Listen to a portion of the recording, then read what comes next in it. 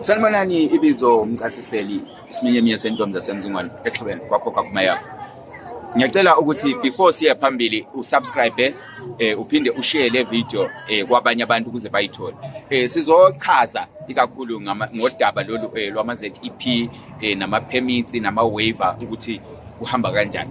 Kulabantu especially abantu aba applye around 2022 and 2023 iningi nabo mabe checker be tracker i-waiver yabo izokutshela ukuthi your waiver has been collected so ungaphaniki thatha i-receipt yakho ne-passport yakho uye e-VFS uyobachazela udaba lwakho ukuthi kuhamba kanjani bazokusiza khona. Akusho ukuthi mhlawumbe sokunomunye umuntu osentshontshe i-waiver yakho. I think i-system yase VFS eyiyo ngoba siyayi-overloada sibaningi niyakwazi esi-applyayo, so gcina sokusiba nezinto ezinjalo. So akula muntu uyabe itshontshe i-waiver yakho ungathola kuthiwa your waiver has been collected, thatha i-receipt yakho ne-passport yakho uye e-VFS. And okunye bakithi ama-waiver azohlala ekhona.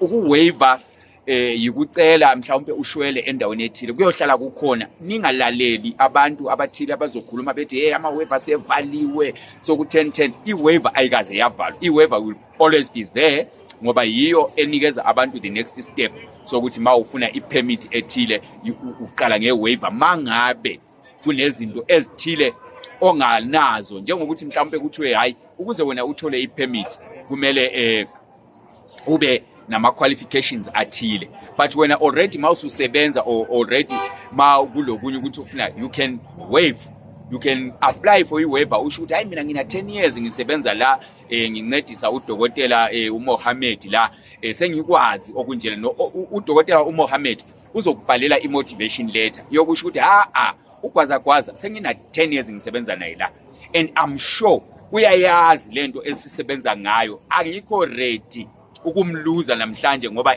foreigner ngiyothola omnye umuntu ongum-South African engizoqala phansi ngimqeqeshe aze afike lapha, which means i-business somehow izobe isehla isiya phansi. So umlungu wakho uyakwazi ukubhalela i-motivation letter achaze ukuthi kungani efisa ukuqhubeka esebenza nawe instead of hiring a South African. Ziningi izinto angazichaza yena ukuthi kungani efisa ukuqhubeka esebenza nawe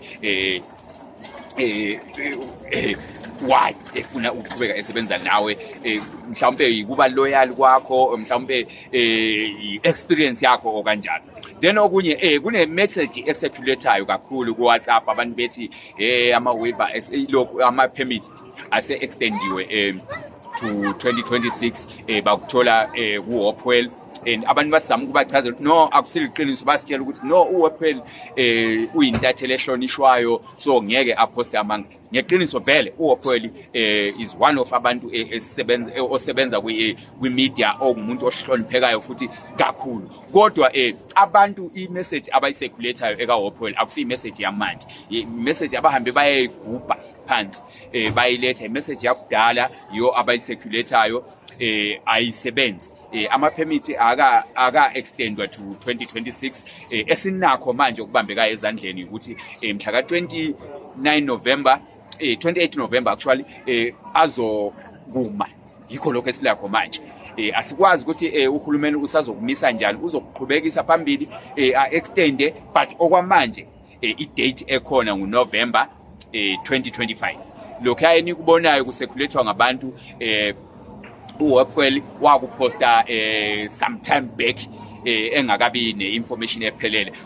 Ushilo naye futhi une-post ningalandelela achaze khona ukuthi hayi no lokho esokusekulethwa abantu, this is my post eyadlula kudala kanjani njani. So abantu abangaphaniki or abantu abangarelax becabanga ukuthi into le isi-extendwe to 2026.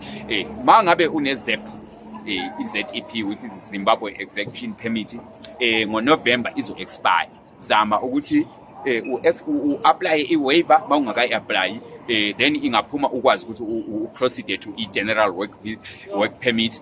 Ma ukuthi usu-applyile i-waiver, go and collect your waiver and apply for i-general work visa permit include ukuthi wena i-waiver yakho usunayo, then leyo nto iyokusiza kakhulu. Abantu abangaphaniki and futhi abantu abangaboshwa bethwele ama-permit wabo.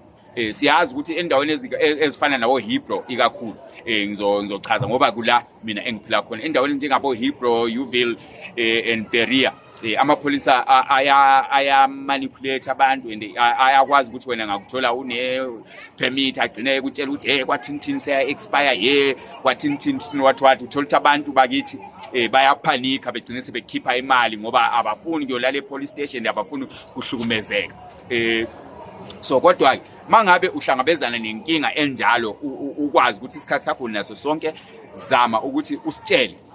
Uyakwazi ukuthi ufake ku comment section uthi hayi mina ngibani inamba yami nansi kwenzeka so mina ngahlangabezana nenkinga amaphoyisa angibopha nginayo i-permit nayo nginobufakazi ngafinda nakho, sikwazi ukuthi udaba lolo lulandelelwe ukwazi ukusizakala. Bakhona izinhlangano eziningi, not mina not i-AVG Reality, zikhona inhlangano esingakwazi ukuthi sikwazi ukuthi sikunikeze zona, sikwazi ukuyokhuluma nawe. Sinabo abo lawyers of human rights, sinabo abo CACs Okopanang Africa Against Xenophobia abakwazi ukuthi baphakame basebenzele into ezifana nalezo. So wena ungahlangabezana nenkinga ukuthi amaphoyisa akubopha unayo i-permit and usho ukuthi into zakho zonke zisendleleni, zama ukuthi uxhumane nathi ku-AVG Reality. Uzofaka comment section or anywhere akhona ama-number uyakwazi ukuthi uxhumane nensizwa lapha umxolisi ku 0739623075 or uxhumane nami uqobo umchasiseli lapha ku 063 625 8742 ukhulume ukuthi hayi mina ngihlangabezanela lokho, sikwazi ukuthi sikudirecte to umuntu okunguyena ongakusiza lokho ohlangene nakho.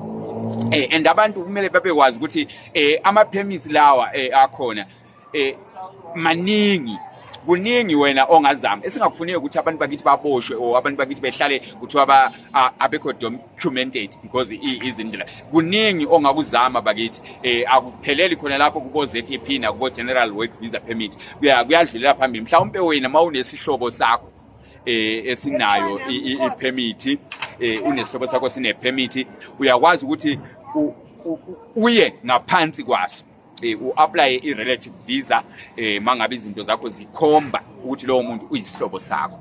Awudobha umuntu ehlathini ukuthi hayi lo muntu umgogo wami, then you go and apply, angeke kusebenze. Kuyamele kube nento ebambekayo ebonisa ukuthi lo muntu uyisihlobo sakho.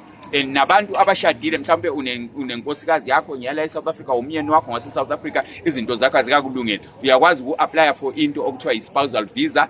I-Home Affairs iyakunikeza yona leyo nto ukuthi hayi wena you are a spouse of umuntu wala eSouth Africa, dinga ama-documents thizeni. Uyakwazi ukuthi ukhulume nathi sikutshele ukuthi yini into efunekayo, uhambe uye-Home Affairs uyokhulumisana nabo bakuncedise kukho. Kuningi kakhulu nama-students, uyafunda, unomntwana uyafunda lana, abantu bahlangabezana nezinto eziningi. Umntwana wami kana birth certificate, umntwana wami ku-1010, kuningi ongakwenza ukuthi umntwana akwazi ukuthi izinto zakhe zibe straight.